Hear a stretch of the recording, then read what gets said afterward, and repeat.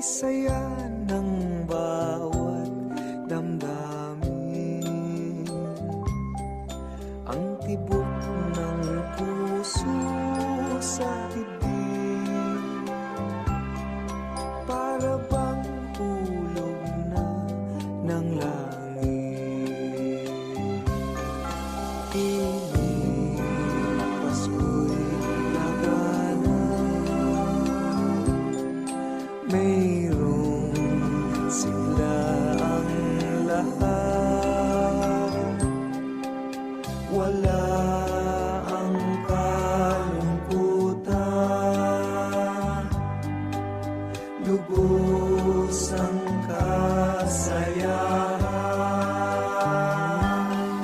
Himig ng Pasko'y umiiral sa loob ng bawat tahanan. Masaya ang mga tanawin, may awit ang simoy ng hangin. Himig Pasko'y lagana, mayroong sigla ang lahat. Wala ang kalungkutan, lubos ang kasayahan. Himig ng Pasko'y umiiral sa loob ng bawat tahanan. Masaya ang mga tanawin, may awit ang simoy ng hangin.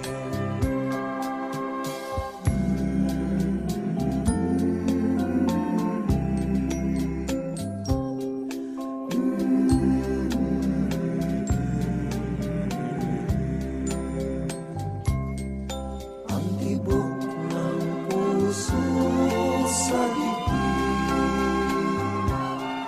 para bang hulog na ng langit.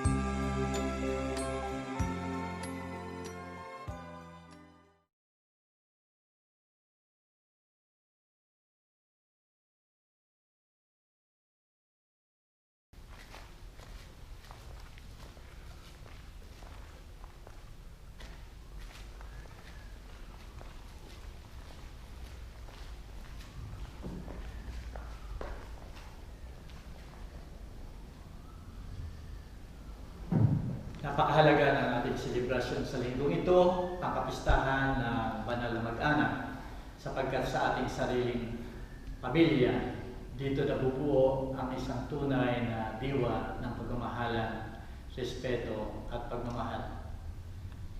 Kaya simulan natin ang misang ito. Sa ngala ng Anak at Espiritu Santo. Amen. Ang biyaya natin, Panginoon Jesucristo, ang pag-ibig ng Diyos at ang liwanag ng Espiritu Santo ay sumayin ng lahat. At sumayin rin.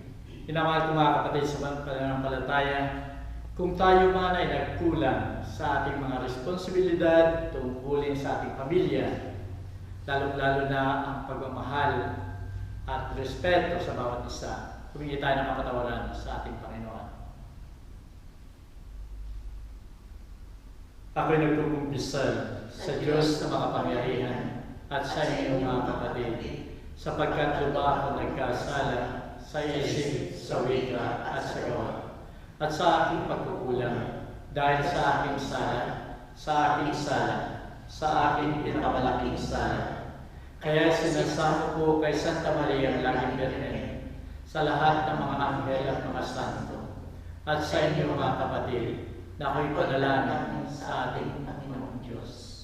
Kawan tayo ng makapangyarihan Diyos, patawarin tayo sa ating mga kasalanan, at patubayan tayo sa buhay na walang hanggan. Amen. Panginoon, maawa ka. Panginoon, maawa ka. Kristo, maawa ka. Kristo, maawa ka. Panginoon, maawa. Panginoon, maawa ka.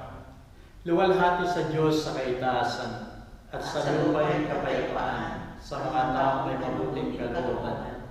Pinupuri ka namin, dinalaman ka namin, sinasamba ka namin, niluluwalhati ka namin, pinasasalamatan ka namin, dahil sa dakila mong kalwalhatian.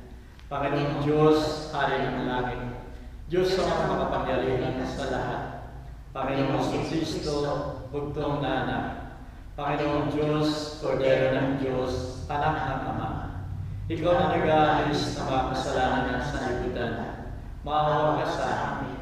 Ikaw na nag-aalis ng mga kasalanan ng sanlibutan, tanggapin mo ang aming kahilingan. Ikaw na nalulunok sa kanan ng Ama, maawa ka sa amin, sapagkat Ikaw lamang ang banal, Ikaw lamang ang Panginoon, Ikaw lamang o Jesucristo ang kataas-taasan, kasama ng Espiritu Santo, sa kalwalhatian ng Diyos Ama. Amen. Manalangin tayo.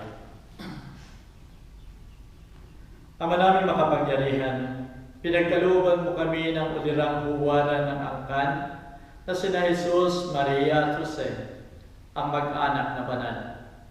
Sa pagtulad namin sa kanilang mabuting pagsusunuran, kami naway magkamit ng walang maliw na kaligayahan sa pamagitan ni Jesucristo, kasama ng Espiritu Santo, magpasawalang hanggan. Amen. Pakinig tayo sa mga pagbasa. Unang pagbasa. Pagbasa mula sa Aklat ni Sirach. Ang mga ama ay binigyan ng Panginoon ng kapangyarihan sa mga anak, at iniutos niya na sundin ng mga anak ang kanilang ina. Ang gumagalang sa kanyang amay, nagbabayad na sa kanyang kasalanan, at ang nagpaparangal sa kanyang inay, parang nag-iimpok ng kayamanan. Ang gumagalang sa kanyang amay, paliligayahin naman ng kanyang mga anak, at ang panalangin niya ay agad-diringgin ng Panginoon. Ang nagpaparangal sa kanyang ama at nagdudulot ng kaaliwan sa kanyang ina ay tumatalima sa Panginoon, pahahabain ng Diyos ang kanyang buhay. Anak, kalingain mo ang iyong ama pag siya'y matanda na, at huwag mo siyang dudulutan ng sama ng loob habang nabubuhay. Pagpaumanhinan mo siya kapag nanlalabo na ang kanyang isip. Huwag mo siyang lalapastanganin ngayon na sa kasibulan ka na ng iyong lakas. Ang paglingap mo sa iyong ama ay di makakalimutan ng Panginoon. Yan ay magiging kabayaran sa iyong mga kasalanan. Ang salita ng Diyos. Salamat sa Diyos. Salmo Responsorio. Mapalad ang sumusunod na taong may takot sa Diyos. Mapapalad ang sumusunod na taong may takot sa Diyos. Mapalad ang bawat tao na sa Diyos ay may takot. Ang maalab na adikay sumunod sa kanyang utos.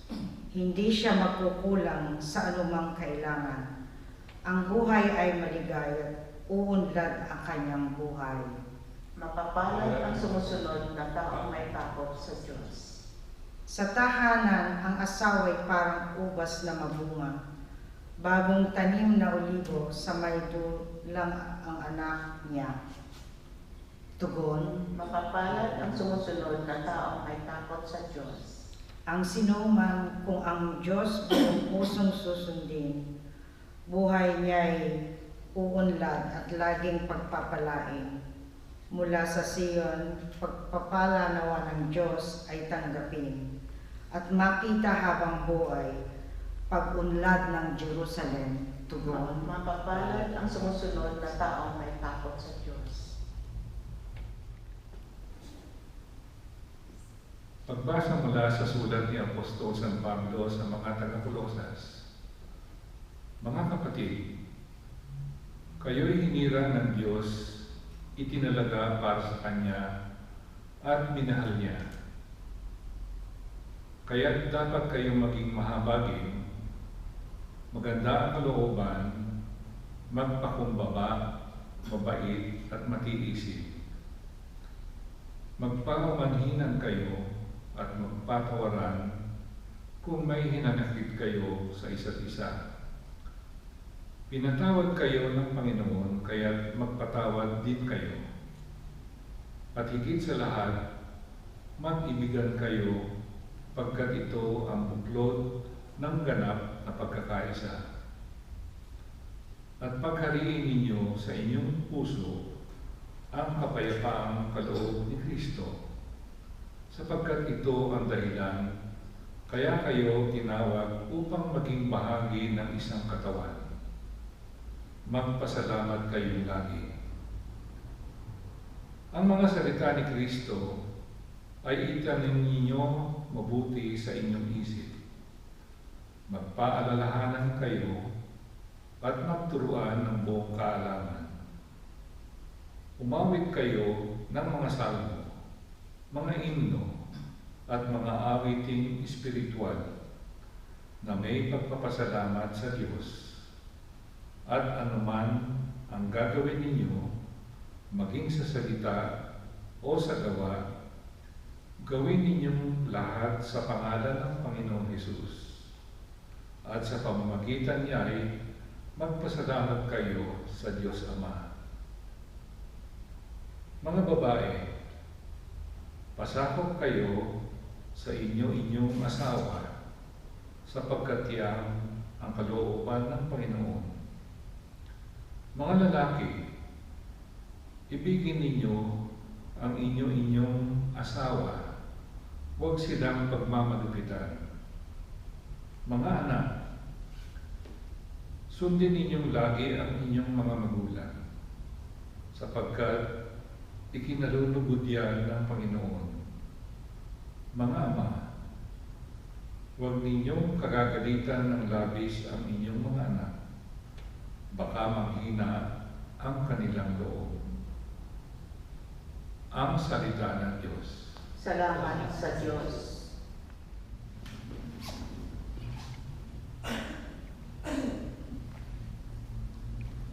Hallelujah, Hallelujah. Kapayapaan ni Kristo at salita niyang totoo, naway manahan sa inyo. Hallelujah.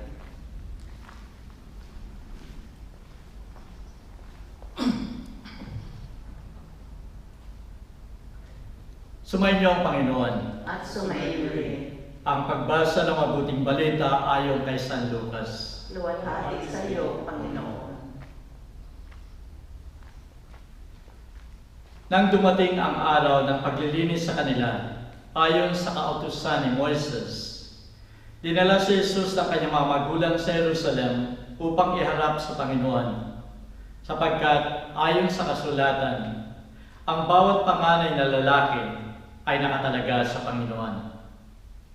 At naghandog sila ayon sa inihingi ng kautusan ng Panginoon, mag-asawang patu-patu o dalawang inakay na kalapati. May isang tao noon sa Jerusalem, ang pangalan ay Simeon. Matapat at malapit sa Diyos ang lalaking ito, at naghihintay sa katubusan ng Israel. Sumasa kanya ang Espiritu Santo, na nagpahayag sa kanya na hindi siya mamamatay, hanggat hindi niya nakikita ang Mesiyas na ipinangako ng Panginoon. Sa patnubay ng Espiritu, pumasok siya sa templo at nang dalhin doon ng kanyang mga magulang ang sanggol na Jesus upang gawin ang hiningi ng kasulatan at kautusan. Sa ikinalong ni Simeon, ito nagpuri sa Diyos na ang wika. Kunin mo na, Panginoon, ang iyong abang alipin ayon sa iyong pangako. Yamang nakita na ng aking mga mata ang iyong pagliligtas, na inihanda mo para sa lahat ng bansa. Liwanag itong tumatanglaw sa mga intil at magbibigay karangalan sa iyong bayang Israel. Namangha ang ama't ina ng sanggol dahil sa sinabi ni Simeon tungkol sa kanya. Binasbasan sila ni Simeon at sinabi kay Maria, "Tandaan mo, Ang batang ito'y nakatalaga sa ikapapahamak o ikaliligtas ng marami sa Israel. Isang tanda mula sa Diyos, ngunit hahamakin ang marami, kaya't mahayag ang kanilang iniisip. Dahil diyan, ang puso mo'y para na rin tinarakan ng isang balaraw. Naroon din sa templo ang isang propetang babae na ang pangalan ay Ana, anak ni Panuel na mula sa lipi ni Aser. Siya'y napakatanda na, 7 taon lamang silang nagsama ng kanyang asawa nang siya ay mabalo. At ngayon, 84 na taon na siya. Lagi siya sa templo at araw-gabi sumasamba sa Diyos sa pamamagitan ng pag-aayuno at pananalangin. Lumapit siya ng oras din iyon at nagpasalamat sa Diyos. Nagsalita rin siya tungkol kay Jesus sa lahat ng naghihintay sa pagpapalaya ng Diyos sa Jerusalem. Nang may sagawa nila ang lahat ng bagay ayon sa kautusan, bumalik na sila sa kalambayan sa Nazaret, Galilea. Ang bata'y lumaking malakas, marunong, at kalugod-lugod sa paningin ng Diyos. Ang salita ng Diyos. Purihin ka, O Kristo.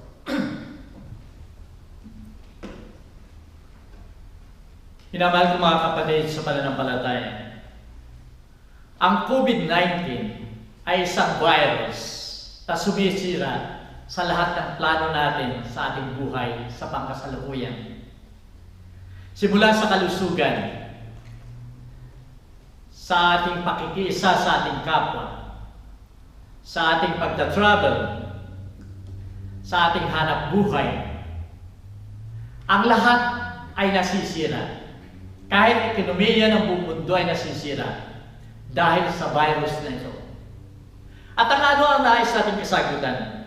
Magkakaroon lamang ng kapayapaan, normal na pamumuhay katulad ng dati kung magkakaroon ng vaccine sa buong mundo. Isa pang virus ang kumakalat sa daigdig at ito'y sumisira sa isang pamilya. Makikita natin sa ating pamilya na sinisira ang sakramento ng kasal. Sinisira ang respeto ng bawat isa. Sinisira ang katapatan, paglilingkod, at pagmamahal ng bawat isa sa ating tahanan. At kung titignan natin sa Pilipinas, kung titignan natin ang statistics, paunti ng paunti ang nagpapakasal sa Pilipinas. Pero ang daming nagsasama. Dito sa Australia, sa Australian Bureau of Statistics ng 2019, mayroong 113,815 ang nagparehistro na sila ay ikinasal. At sa taon din yun, 49,116 ang binigyan ng divorce dito sa Australia. 33% ng mga Australianong kasal ay expected na magdi-divorce. Kung titingnan natin ang statistics na ito, Australia, Pilipinas, buong mundo, makikita natin yung virus na yon ay patuloy na kumakalat sa gitna natin ng ating community at sa loob ng ating tahanan. At ito ang sumisira sa tunay na diwa ng pagmamahalan sa isang pamilya. Ano ang vaccine? Ano ang solusyon sa problema ito? Sa linggong ito ay ibinibigay sa atin ang kapistahan ng banal na mag-anak.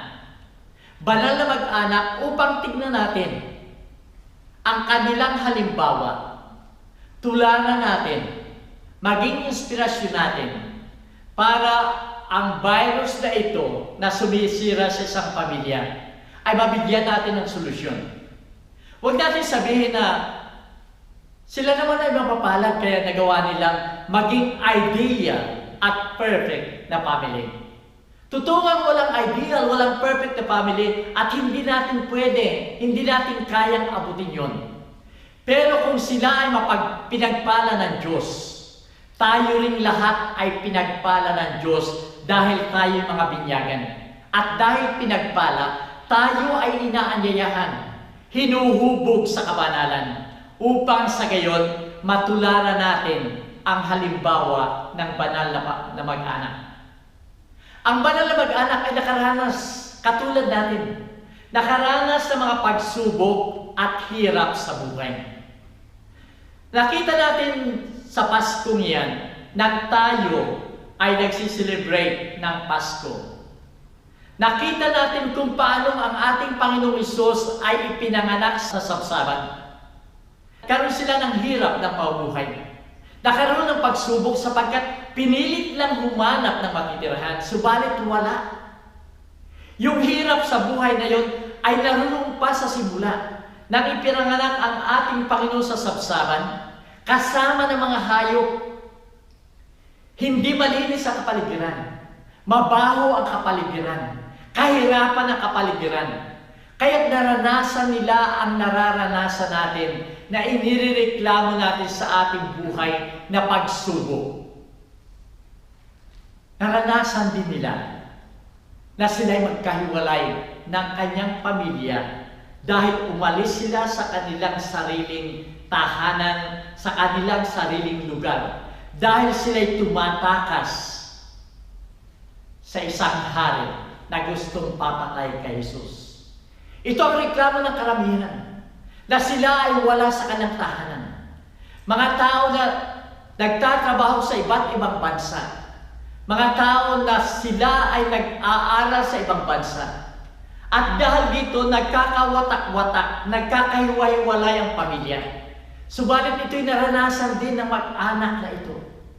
Naranasan nila ang problema financially, kahirapan, kung paano susuportahan ang pamilya. Ito ang maraming hinaing ng mga taong nasa ating gitna ngayon. Mga tao na nawala ng trabaho. Mga tao na OFW na bumalik sa Pilipinas dahil walang trabaho. Mga negosyong nagsara. Ang lahat ng ito'y pahirap dahil hindi nila alam kung paano susuportahan ang kanilang pamilya. Isipin natin na ang banal na mag-anak ay ganito rin ang sitwasyon noon. Isang ordinaryong housewife, si Mary. Si San Jose, isang karpentero. Kung titingnan natin, nakaranas din sila kung paano nila ipagpapatuloy at susuportahan ang kalang pang-araw-araw na gastusin at pamumuhay. Minamahal ko mga kapatid, ang lahat ng ito ay naranasan nila, subalit nalampasan nila. Kaya nga inaanyayahan tayo ngayon sa kapistang ito, tignan natin, ano ang solusyon? Ano yung vaccine na ibinigay sa kanila ng ating Panginoon? At makikita natin at napakaliwanag. Una, mayroon silang malakas at malaking pananampalataya. At ang ikalawa ay yung obedience, pagsunod sa kalooban ng Ama. Si Maria ay malaki ang pananampalataya. Kaya't gawa niyang sundin ang kalooban at utos ng Ama na siya ay maging ina ng Diyos. Si San Jose ay napakalaki ng kanyang pananampalataya. Kaya't nagawa niya na kahit hindi niya maunawaan, tinanggap niya si Maria, sinuportahan niya si Maria, at binuhay niya ang kanyang buong mag-anak. Ang ating Panginoong Hesus ay ganun din. Sa kanyang paniniwala at pagtitiwala sa kanyang Ama, nagawa niyang magpakababa, nagawa niyang tanggapin ang plano ng Ama.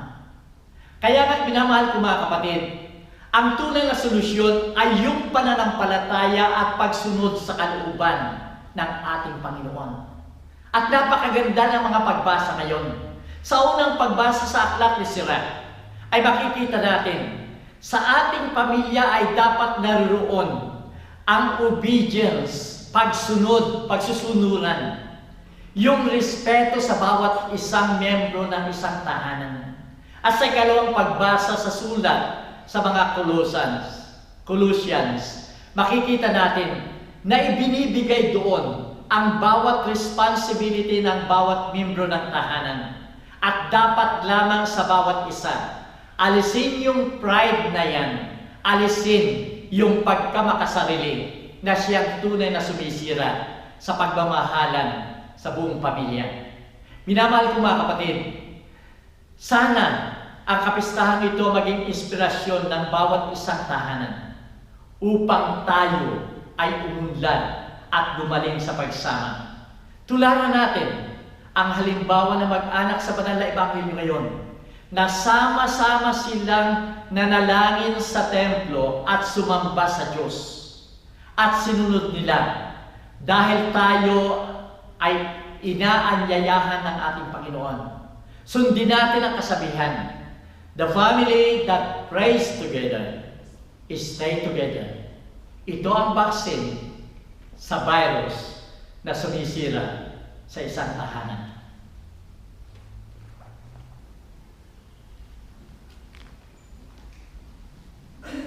Bilang pagsunod sa kautusan ng ating Panginoon, lalong-lalo na ng panalangin at pagsunod sa Kanya, ipahayag natin ang ating pananampalataya. Sumasampalataya ako sa Diyos sa mga makapangyarihan sa lahat, na may gawa ng langit at lupa. Sumasampalataya naman ako kay Jesucristo, iisang anak ng Diyos, Panginoon nating lahat. Nagkatawang tao siya, dala ng Espiritu Santo. Ipinanganak ni Santa Maria ang Birhen, pinagpakasakit ni Poncio Pilato, ibinako sa krus, namatay, ibinaon, nanawag sa mga impyerno, nang may 3 araw na buhay na maguli, umakyat sa langit, naluluklok sa kanan ng Diyos sa mga makapangyarihan sa lahat. Doon magmumula, paririto at hukom sa nangabubuhay at nangamatay na tao.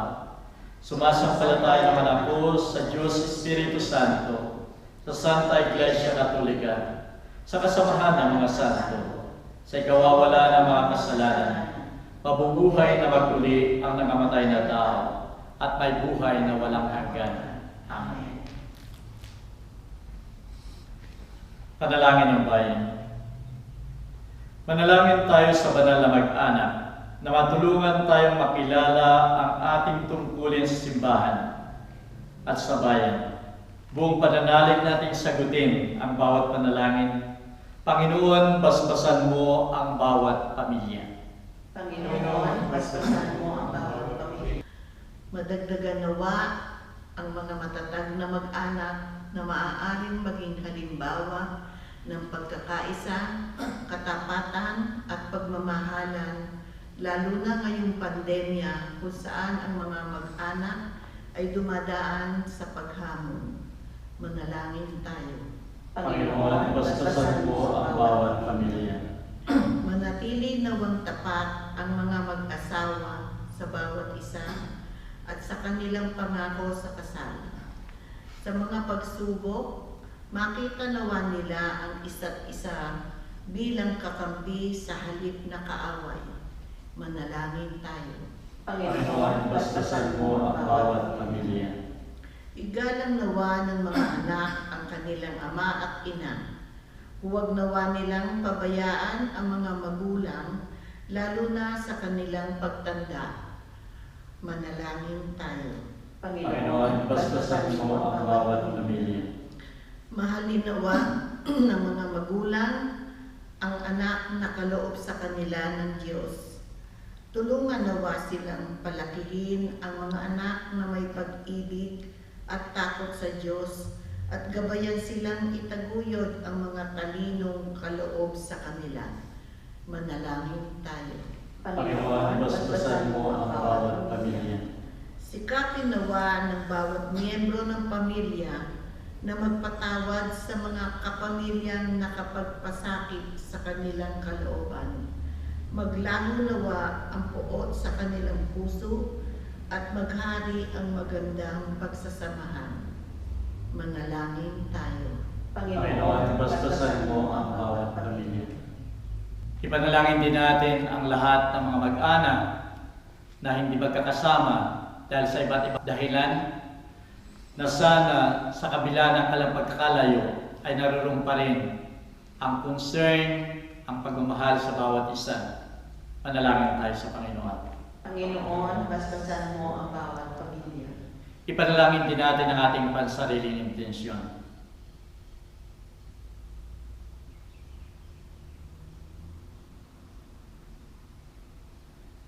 Dinggin mo ang aming mga panalangin, Panginoon. Nawa ang buhay namin ay maging isang banal na pag-aalay para sa iyo at para sa kabutihan ng aming mga mag-anak. Alang-alang ay Kristo, aming Panginoon. Amen.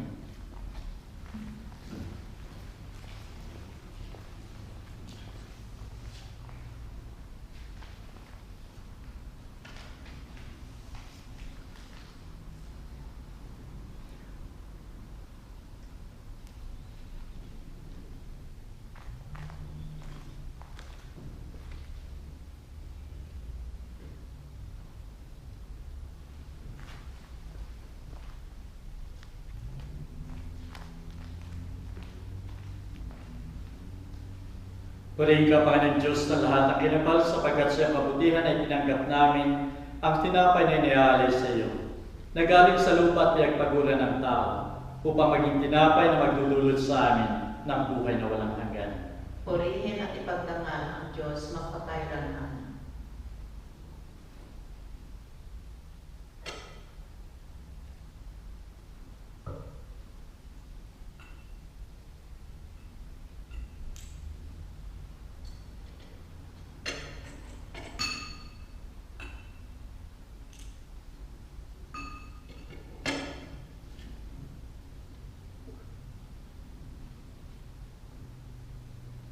Purihin ka, Panginoon Diyos, sa lahat ng kinapal sapagkat sa iyong kabutihan ay tinanggap namin ang alak na inialay sa iyo, na galing sa punong ubas at pinagpaguran ng tao, upang magiinumin ang aming kaluluwa.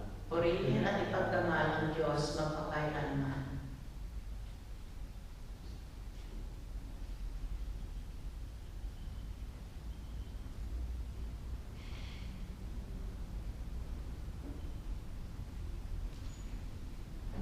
Manalangin kayo, mga kapatid, upang dating sakripisyo maging kalugod-lugod sa Diyos sa mga makapangyarihan. Tanggapin nawa ng Panginoon itong sakripisyo sa iyong mga kamay. Sa kapurihan niya at karangalan karangalan sa ating kagagaling at ang buong niyang Iglesia sa Lahat. Ama naming lumikha, sa pagganap namin sa hain ng pakikipagkasundo, kami naway tuwangan ang mahal na Berhen at ni San Jose sa aming pagdalangin para maging matatag ang mga mag-anak sa iyong kagandahang loob at kapayapaan sa pamagitan ng Yesu Kristo, kasama ng Espiritu Santo, magpasawalang hanggan. Amen. Sumayin niyo ang Panginoon. At sumayin niyo rin. Isipin ninyo at mahalin ng Diyos. Iniisip namin siya at minamahal. Pasalamatan natin ang Panginoon natin Diyos. Marapat at matuwid. Tunay nga marapat at matuwid ang kupatakaagaling, na magpasalamat kaming lagi sa iyo, Amang Banal, Diyos na makapangyarihan at walang hanggan, sapagkat sa misteryo ng pagkakatawang tao ng Berbo ay tumanglaw sa aming isipan ang liwanag na iyong kaluwalhatian. Samantalang siya'y kinikilala naming Diyos na nakikita, kami sana'y akayin niya sa mga bagay na hindi nakikita. Kaya kasama na makapal ng anghel sa kalangitan, ay pinagbubunyi namin walang humpay ang iyong kadakilaan. Santo, Santo, Santo Panginoong Diyos na makapangyarihan. Napupuno ang langit at lupa ng kaluwalhatian. Sana sa kaitaasan. Pinagpala at paririto sa ngalan ng Panginoon. Hosana sa kaitaasan. Ikaw nga, Panginoon, ay tunay na banal at sa'yo nagmumula ang lahat ng kabanalan.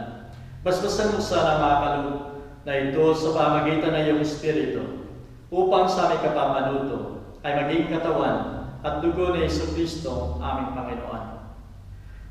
Bago siya pahirapan at magpakasakit, kinuha niya ang tinapay. Nagpasalamat sa iyo.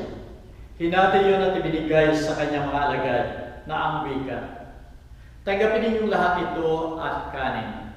Ito ang aking katawan na ihahandog ng dahil sa inyo.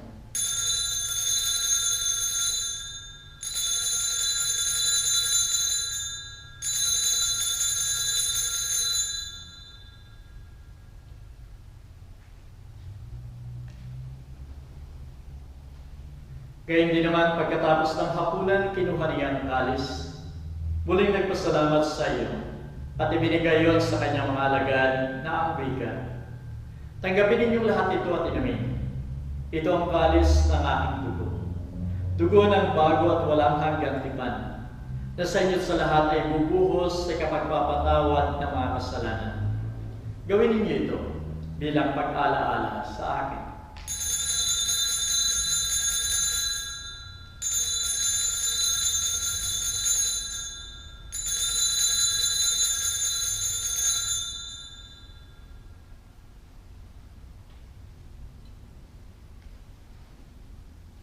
Ipagdangal natin ang sakramento ng ating pananampalataya. Si Kristo'y namatay, si Kristo'y nabuhay, si Kristo'y babalik sa wakas ng panahon. Kaya sa paggunita sa kamatayan at muling pagkabuhay ng iyong anak, inaalay namin sa iyo, Ama, ang tinapay na nagdudulot ng buhay at ang kalis na nagbibigay ng kaligtasan. Nagpapasalamat kami sa iyo sapagkat minarapat mo kaming tanggapin sa mahal mong harapan upang maglingkod sa iyo. Pakumbabang sinasama namin na kami makikinabang ng katawan at dugo ni Kristo ay pag-isahin ng Espiritu Santo. Alalahanin mo, Panginoon, na iyong simbahan sa buong daigdig, kasama Santo Papa si Francisco, ang aming Arsobispo si Anthony at lahat ng mga pari. Gawin mong ganap ang iyong simbahan sa buklod ng pag-ibig. Alalahanin mo rin ang aming mga kapatid na nahimlay at umaasang muli mabubuhay at lahat ng mga yumao. Tanggapin mo sana sila sa maluwalhati mong harapan. Maawa ka sa aming lahat. Gawin mo kaming marapat na pumasok sa buhay na walang hanggan. Kasama ni Maria, Birhena ng Diyos, kasama ng mga apostol at lahat ng mga banal, na tumupad na iyong kalooban sa lahat ng panahon upang magpuri sa iyo, alang-alang kay Jesucristo, anak mo. Amen. Sa pamamagitan ni Kristo, kasama niya at sa Kanya, o Diyos sa mga makapangyarihan, ikaw ay pinugpulan at pinagdarangal, kaysa ng Espiritu Santo, magpasawalang hanggan. Amen.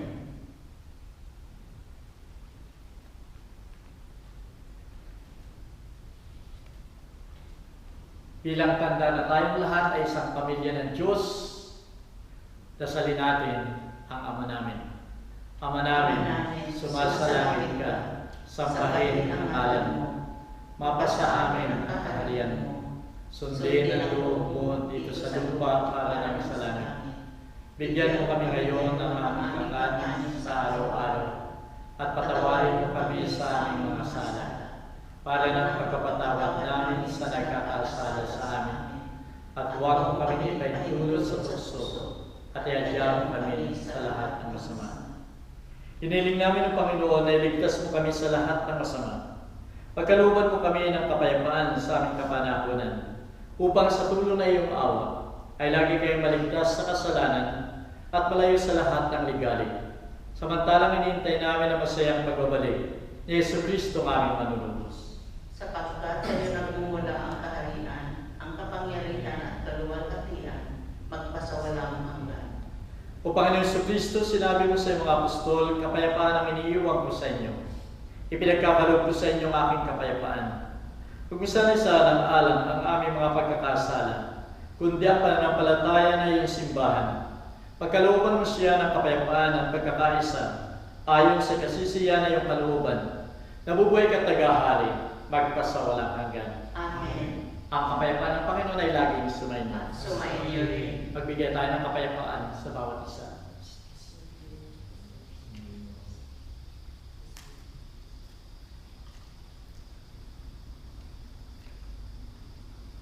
Kordero ng Diyos, na nag-aalis ng mga kasalanan sa libutan, maawa ka sa amin.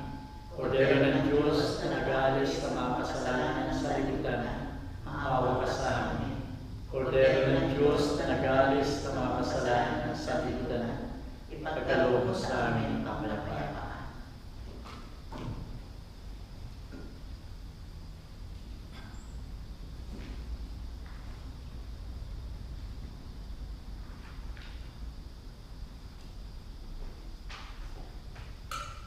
Narito ang Kordero ng Diyos, narito siya nag-aalis ng mga kasalanan sa libutan. Mapalad tayong tatanggap sa kanyang tingin. Panginoon, hindi ako dapat na magpatuloy sa iyo sa aking katawan. Ngunit sa isang salita mo lamang ay gagaling ang aking kaluluwa.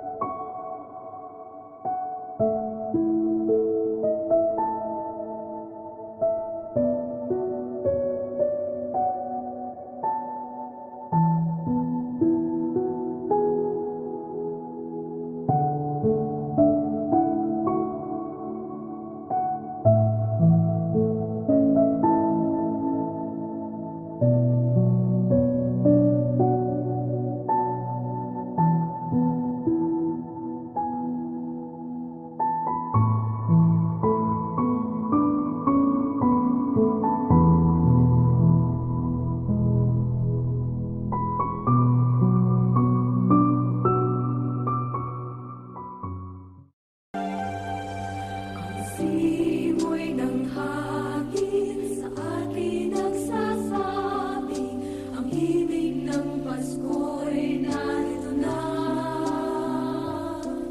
Masdan mo ang mahigit, nagbabagong bihis, mababakas mo sa mukha ng tao ang tuwa. Pasko'y anong tuwa ang iyong tinataglay, Kami sa araw mo'y nananabik sa paghintay.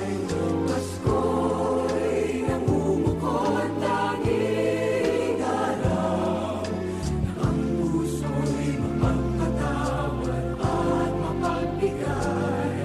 sa isip ng isang puspos, Pasko ay simple lamang, ito'y bagong damit at laruan. Ligaya'y mas higit sa pusong may pag-ibig. Ito ang diwa ng Pasko sa hati-hatid ni Kristo. Pasko'y anong tuwa ang iyong tinataglay, Kami sa araw mo'y nananabik sa paghintay. Pasko'y namumukod tanging araw, Na ang puso'y mapagpatawad at mapagbigay. Jesus, ikaw ang tanging diwa ng Pasko, Pinakamahalagang handog na natamo. Pasko'y hindi Pasko kung puso'y sanay, Si Kristo ay di pa rin dito nananahan.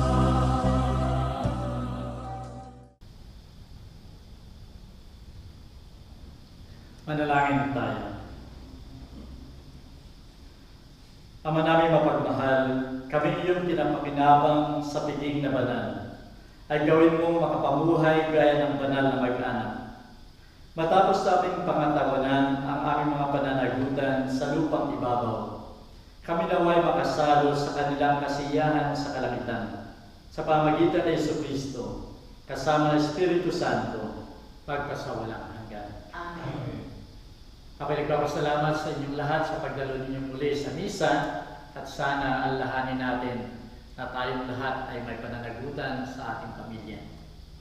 Sumayin niyo ang Panginoon. At sumainyo rin. Naway pagpalain tayo ng makapangyarihan Diyos Ama, Anak at Espiritu Santo. Amen. Kumain tayong mapayapa, tapos na ang misa. Salamat sa Diyos. Bakit ba sa tuwing Pasko'y sasabi, mga naririnig iba't ibang awit?